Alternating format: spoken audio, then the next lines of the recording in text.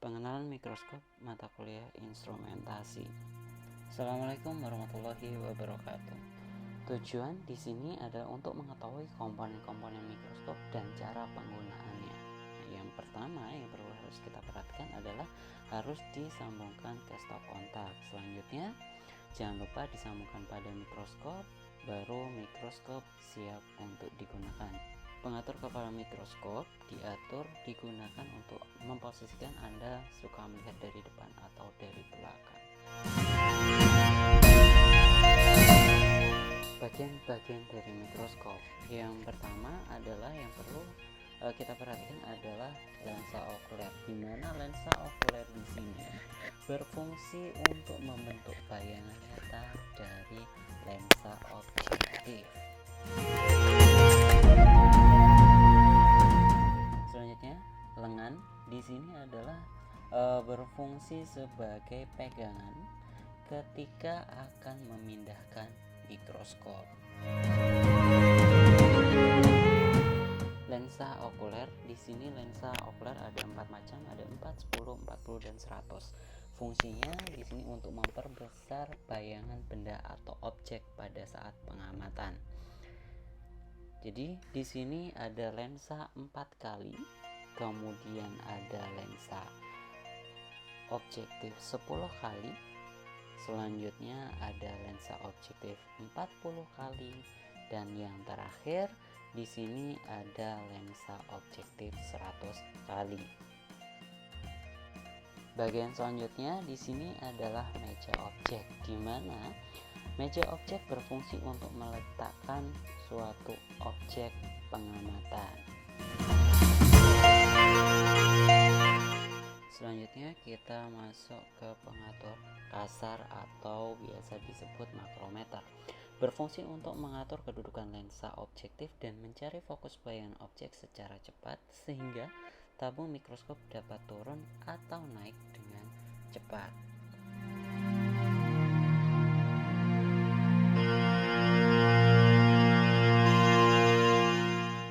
Yang kedua ada pengatur halus atau mikrometer, berfungsi untuk mengatur kedudukan lensa objektif dan memfokuskan bayangan objek secara lambat sehingga tabung mikroskop dapat turun atau naik dengan lambat, jadi fokusnya lebih bagus. Selanjutnya ada pengatur yang lain, di sini ada horizontal makro, di mana horizontal makro di sini berfungsi untuk mengatur objek dan meja objek untuk diatur bisa ke depan dan ke belakang.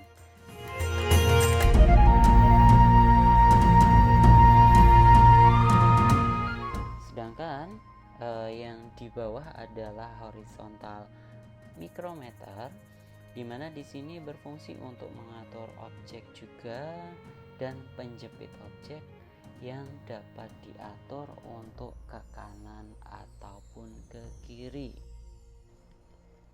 Diafragma bisa dibuka dan ditutup, di mana dia berfungsi untuk dapat mengatur banyak sedikitnya cahaya yang masuk ke dalam mikroskop. Kondensor di situ ada pengatur untuk kondensor, yaitu di naik dan turunkan, di mana di sini sebagai lensa tambahan yang dapat berfungsi untuk mengumpulkan cahaya yang masuk ke dalam suatu mikroskop. Kalau semuanya sudah siap, kita mulai dengan menyalakan mikroskop. Kita klik tombol on yang ada di bawah.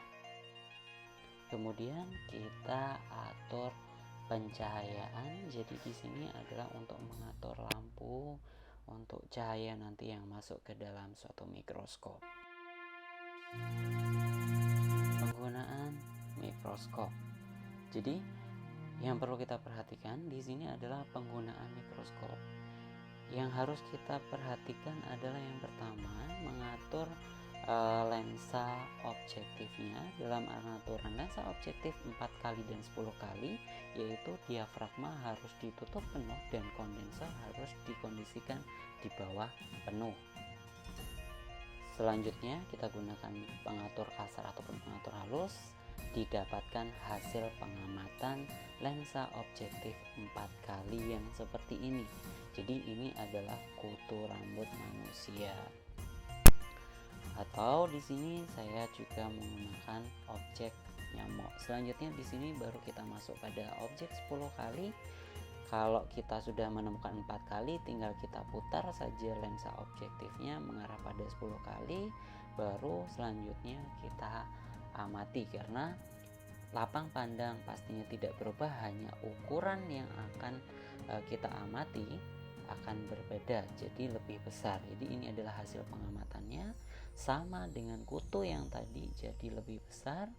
Kemudian nyamuk yang kita amati pun juga akan kelihatan jauh lebih besar.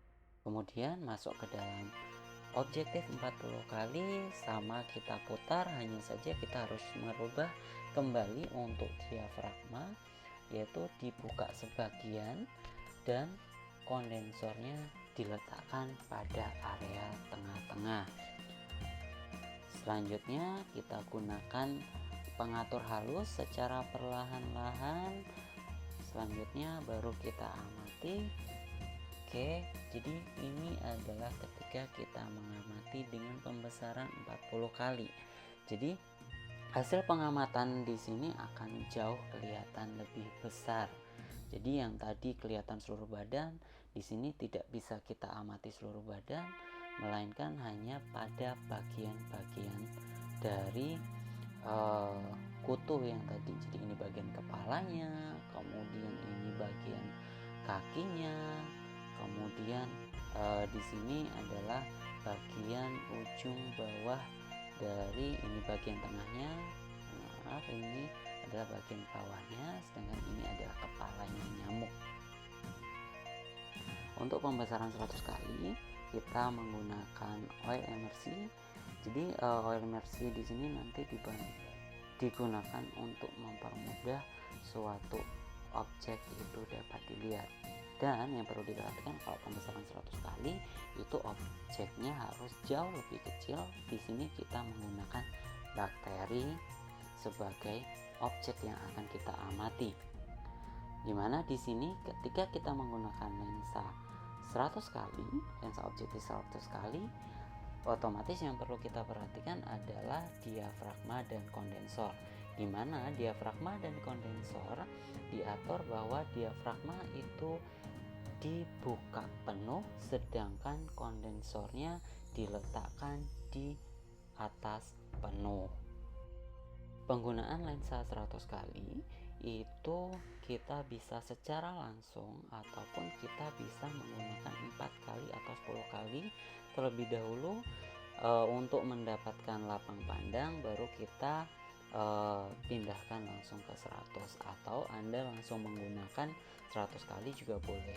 Cuman yang perlu diperhatikan, kalau kita menggunakan lensa 100 kali, pastinya oil immersi itu harus sudah diteteskan, dan dalam proses pengamatannya oil immersi menempel pada lensa objektif.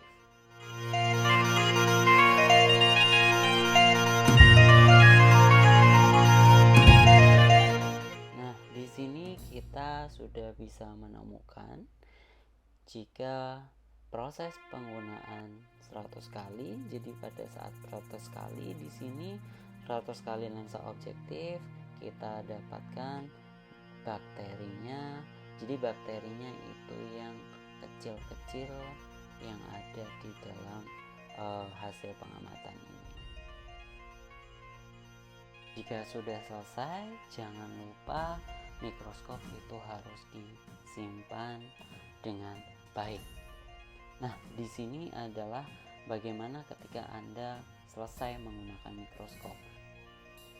Lensa objektif dibersihkan dengan tisu lens, kemudian kabel dilepas, kemudian ditaruh pada tempatnya, jadi pada bagian belakang. Kemudian jangan lupa dipegang mikroskopnya, jadi pada bagian lengan mikroskop, kemudian bagian bawah itu juga dipegang dengan tangan salah satu, baru dimasukkan ke dalam lemari mikroskop.